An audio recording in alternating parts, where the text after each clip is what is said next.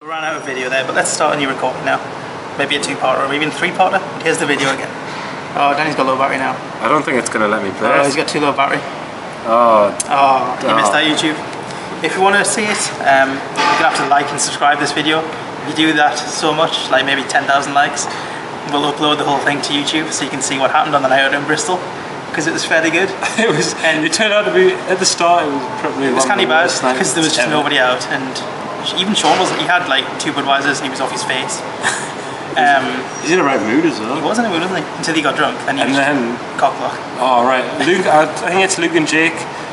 Quincy both have the videos of me, Rick, and Dempsey doing the shots of every sour and tequila. I spoof the tequila really badly. It's hilarious. It is truly, truly hilarious. So please, Luke or Jake, upload them. Yeah.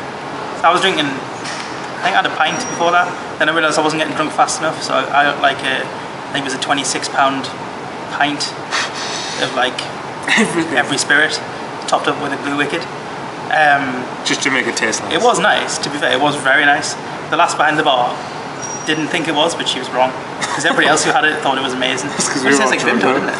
It's because we were all drunk off our faces. Yeah. Everyone was sick that night except me. And by God, when I woke up the next day, I wish I was sick. I was ill. He just wasn't even moving. Like, we all got up at 9 o'clock and just, he was in bed till 11. Check out, it was 11. Yeah. We didn't leave till 12. I was not. Then AJ thought he had an amazing idea, which completely fooled them. But it clearly didn't. It only involved him saying, "Oh, sorry, I forgot to give you the key." Thinks he's a big man. He's not a big man. To be fair, when you're walking out and they want extra money, you say, "No, I'm going home now." And if it's anybody's problem, it's AJ's, because he booked the room. That's fine. But yeah, I was right. Talk about nationals on really far. It was good. Oh, I got a flight. I was flying back with Sean, and because I got 2 trophies from Battle of the Kingdoms, and when it went through the scanner, it's right. It's like this big, right? And it's shaped like this. So when it goes through the scanner, everyone's looking at the scanner, thinking, "What the hell are they?" So they look at me, and I have to explain that I'm one of the best Yu-Gi-Oh players ever, right? And it's actually trophies and not something else. Bomb. A Yu-Gi-Oh bomb. A Yu-Gi-Oh bomb. Then after nationals, this card come out. I was in the national side events. I won this mat as well. The side events went to £4 entry. Oh no! And I won this. This is good. Nobody else in the Northeast. I've hit this. I've hit some guy playing GB, who I played in Swiss. Thought I was still playing tour guys and stuff, but I was playing this. I laced them. In the finals, because I think it was just a 16-man tournament, played some little kid playing Dragoonty. A 16-round tournament? 16-person tournament. And the little kid was good. He won by sacking my face off, like, to be fair, in round 2.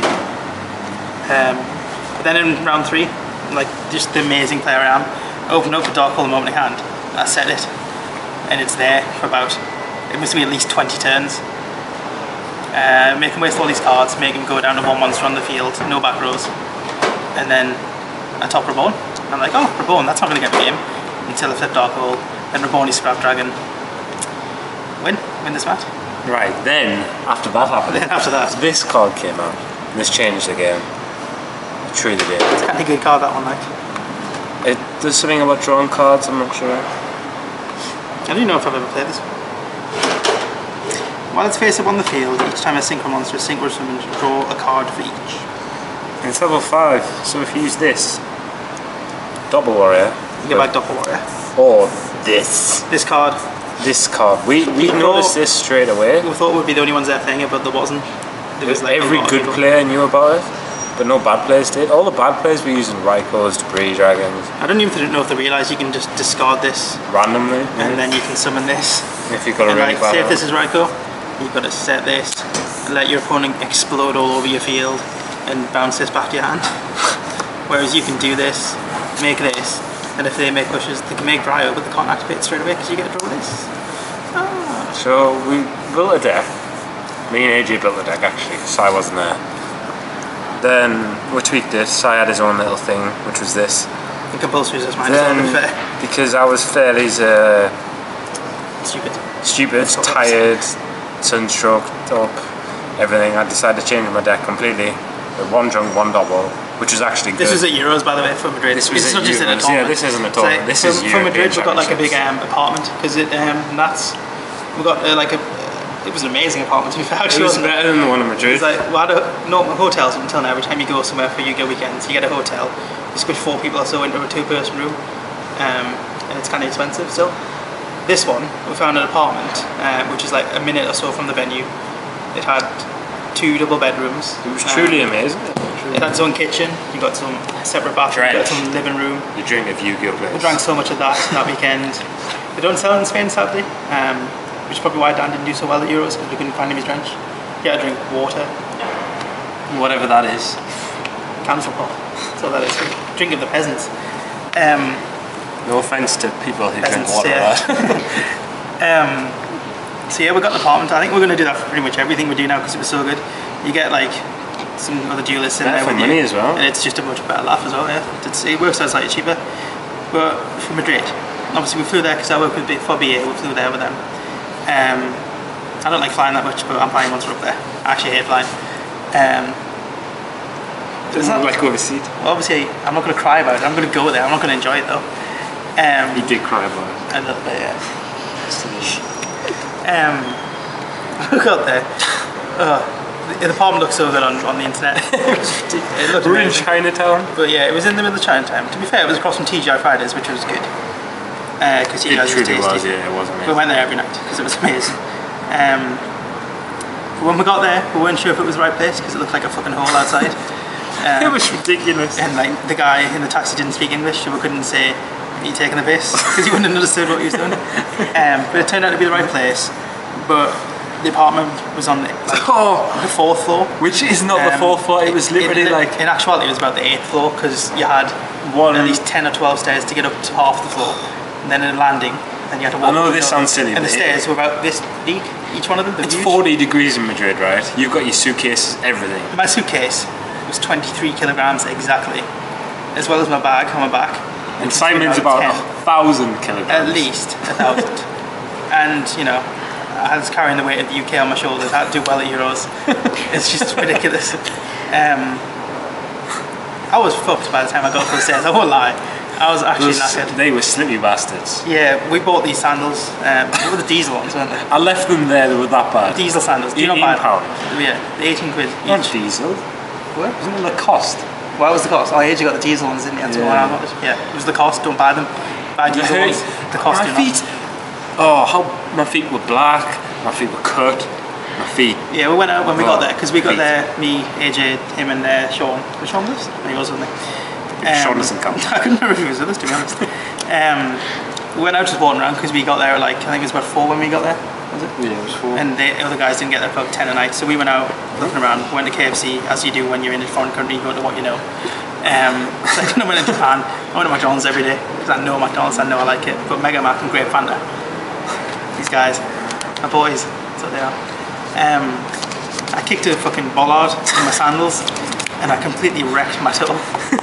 I thought I was when I was at the hotel. I thought I was you was picking Batman. I thought it was Batman. Yeah, I completely wrecked it. Yeah.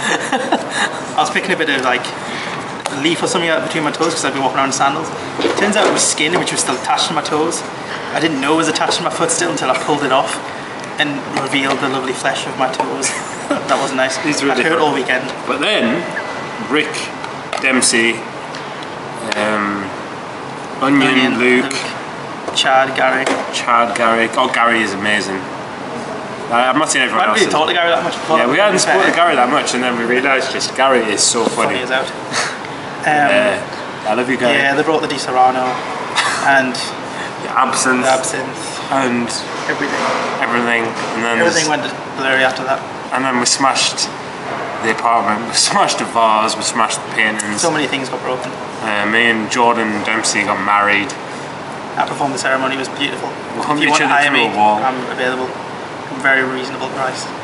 He's a prostitute. Um, But anyway, that night was crazy. Then I decided to go to the water park the day after, even though I've got a mental heart. Which was, you almost died. I could have almost died. I was This format, yeah, he almost died. Oh, it was this It was format? this This format nearly killed me. He went out for his birthday.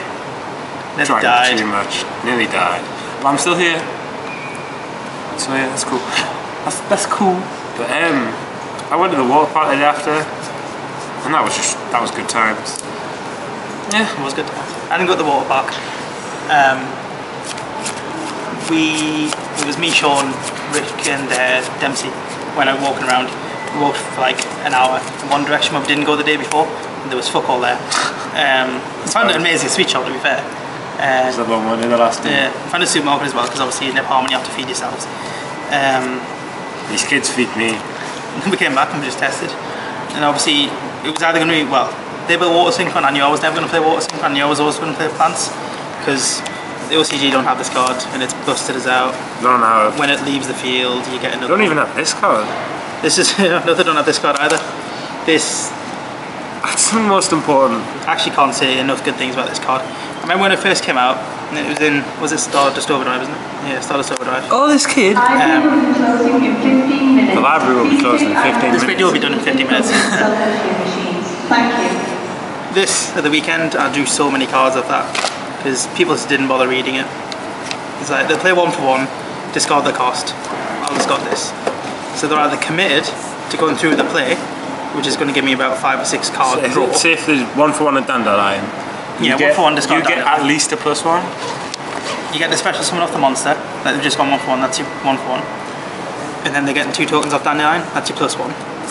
But then they're faced with the decision of either leaving a fishbowl, like a bulb or a spore with 2 tokens. With 2 tokens, leaving them there, which you're going to attack over. Kill them, and they've just lost cards because they've done that. Or to continue with their play and try and beat me that turn. And obviously if I'm drawn 5 or 6 cards, as well as having the cards already in my hand and the cards I've set like the head of having a Veiler, warning, Gauze, discard, warning, torrential scapegoat. One of the guys was from Spain. I was playing, I think it was round 7. Oh, you need to talk about this card, man. I will in a minute, but I failed Euros, by the way. Yeah, he failed. Because I was ill, I was really ill, and I failed, misplayed awful, played the worst I've ever played in my life. Then I got over it. That's all from Euros from me. The guy went 1 for 1. I went discard this. He went, alright, it was Dandelion he discarded. He got his bulb, made a formula. I drew another card. He summoned the European Championships as well. Yeah. He summoned his Junk Synchron, targeted the glow bulb. I got another draw when that came out. He synchroed into no, when the bulb came out, sorry, he special summoned Doppel Warrior, and I went this. After he's done all that. So obviously you draw for the Doppel. I draw for the Doppel as well. So I drew 4 times of that. He's lost all his field, he's drew 1 card. And he's lost a card from his hand, 2 cards from his hand as well, his Junk and his Doppel. And I win that one. Because let's face it, this card is just amazing. It's the best it's ever been. So many times, previous formats. Where's the band cards? Band cards are over there. I didn't even bother playing this format, like this card in previous formats, because Mirror Force was better at times. The last time this card was really good, like as good as it is now, was Dark Arm Return, where you didn't play Mirror Force, you played this instead of Scapegoat. This has been the best card for me this format by a mile. It was just unreal. It's such a powerful card, and if people play it for 1 for 1s, why would you do that? Just take an 1800 attack and wait for them to do something else and just go TD. As your +1, 1800 life points is nothing. When you've just got rid of the field, you can do other stuff. Played this in my Euros deck as well, instead of Mirror Force. And dear lord, this card is good. Special summon 4 level 1 tokens. You should all want Scapegoat does. And obviously you've got all your tuners that you play. So you can like global, make a formula. You can global, make like any level 5. You can make a level 4 with it. It's even chainable though. That's it. So there you go, like MST here, it's just chain. Arcanite. Arcanite was amazing that weekend as well. So I didn't appreciate how good it was going to be until I started playing. And like you get this out, you have a formula synchron, and people are like, draw, or do you want to go into Black Rose yet? No, but when you end your turn, you've done nothing, I'll go into Arcanite. On my turn, then just destroy the cards. Because you've only said 2, because you thought I was going to go to Black Rose at some point. And then you just proceed to win from there. German guy, yeah, the German guy. He was playing Stun. Game one he laces, because he opened with Oppression, and I had a hand of 1 for 1, Reborn, Junk Synchron, and Scapegoat. Scapegoat wasn't so good against Oppression. So he beat me game 1, I beat him game 2. In game 3, he thought he was attacking for game. He checked my graveyard for ages, saw my TT was in there. He thought he was risking Mirror Force, so he turned one of his monsters to defense, because it was still going to be game. And I went Scapegoat, honestly, he slammed his cards down. He was like, "Scheißen!" Started bashing the table. Oh, these Germans take the game far too seriously. So I beat him. I think I was a 6-0 at one point. You were 6-0 I was 6-0 at one point. And then I lost to, was he called Raul Fernandez, isn't he? The guy who was playing Worms. To be fair, he was playing Worms, but it was a canny bad build of it. Yeah, certain the diners were amazing. Diners main was good. He was main in Fiendish Chain though. I much prefer Effect Baylor to the Fiendish Chain main because it's just better. It gives you more options. He was only playing. He wasn't playing honest. He wasn't playing honest when obviously all your Worms are light monsters. That's an amazing call. Plus he's main in Thunder Kings, so obviously. Thunder King is okay. It wasn't. No, I'm saying that's no more targets for the honest. Well, yeah, that's another honest. I don't even think I would have main Thunder Kings because it doesn't do much. It's not that good. This coming format's going to be good because Exceeds are out. And the Stop Exceeds as well. But also, I'm not even going to talk about this format. I'm still doing this one. Thunder King's going to be good next format. It truly is. He beat me, so I was 6-1. And in the last game of day one, I had to play Gravekeepers, and I was playing Plants. So I thought I was going to get beat by Gravekeepers because I should really lose game one.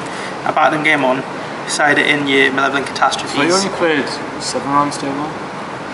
No, it was 8 then 2. Was it? Yeah. I know there's 3. No, so I must have been 5. I was 5-0, then I lost. Then I played again. So you went 5-1, yeah. And then I played again. But Gravekeepers was my last game, day 1. Beat him game 1 somehow. Then in game 2, everybody's like watching this because I was one of the last ones to finish. And they look at my hand and think, oh, I've lost. And I can hear them like talking like that. And like, they don't even know how to play this game if they think I've lost when I'm looking at my own hand. Because I flipped this up when they say I've lost to show them what I've got face down. Because like I know they should appreciate it, but they didn't really seem to look. And then when he went attack, I went flip level catastrophe. He lost his Necro Valley, 3 back rows, and his Descendant attacked directly. I dropped my goals. So he gets 1500 attack token. He goes in, he's got nothing in his hand, he's lost everything he's got.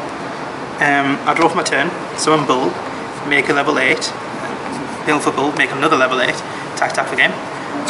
When it's that easy, at Euros, you should really know when you're going to lose. Like, shouldn't be able to see. To be honest, you shouldn't have attacked to a back row. You shouldn't have set a back row before you attacked. I don't know why people do that. Oh, that's such. It's literally pointless. It's literally pointless.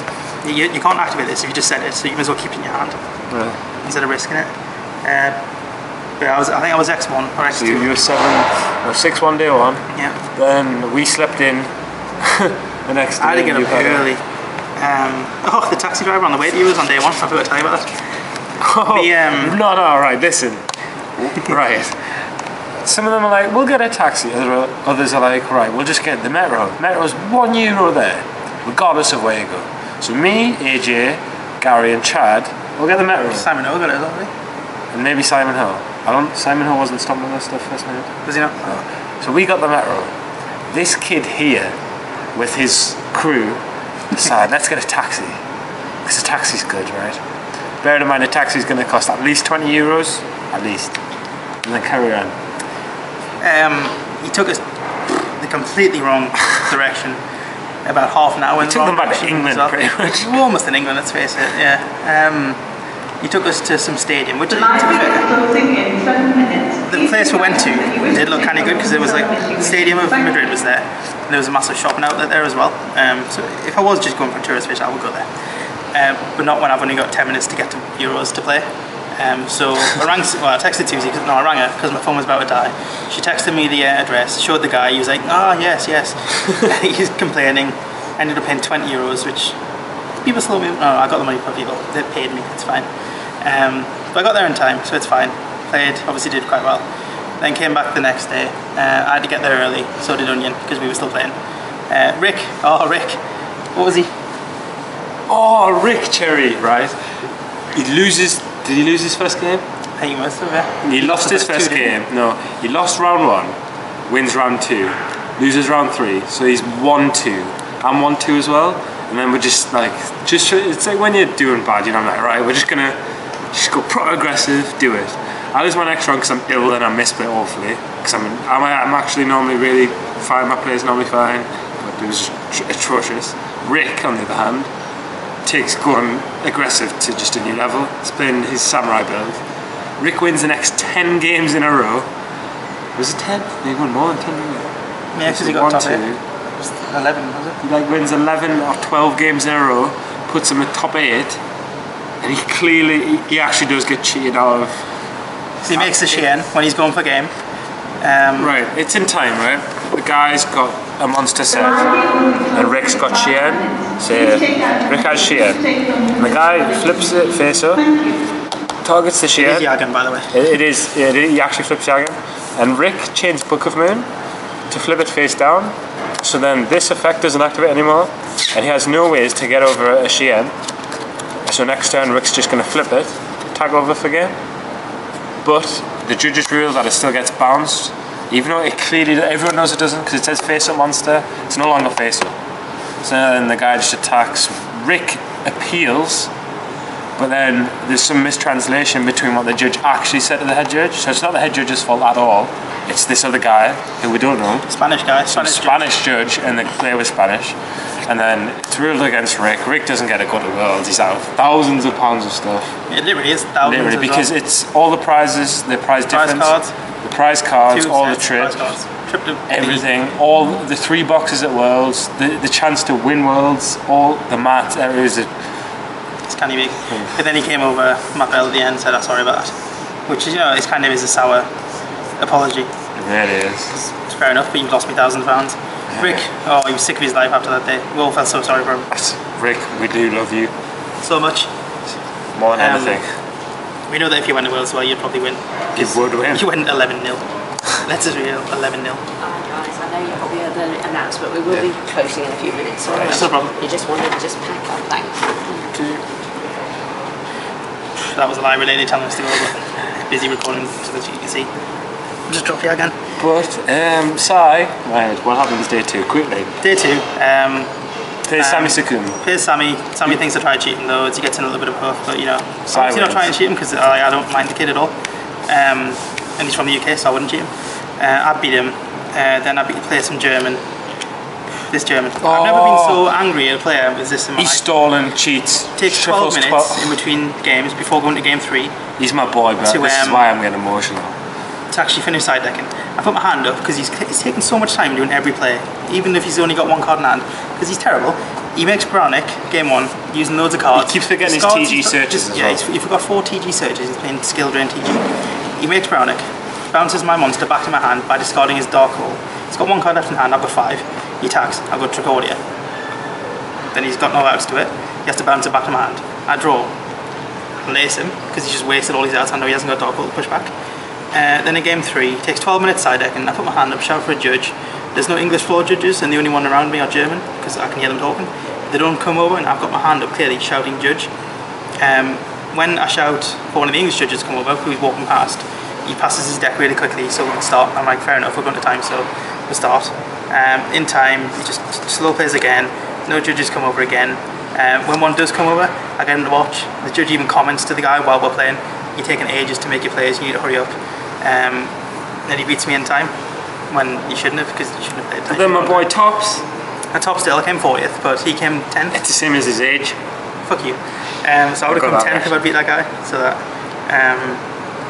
in the top 64, paired Michel Gruner, who obviously went on to win. I'm going to pause the video for now. We'll be doing it in a minute.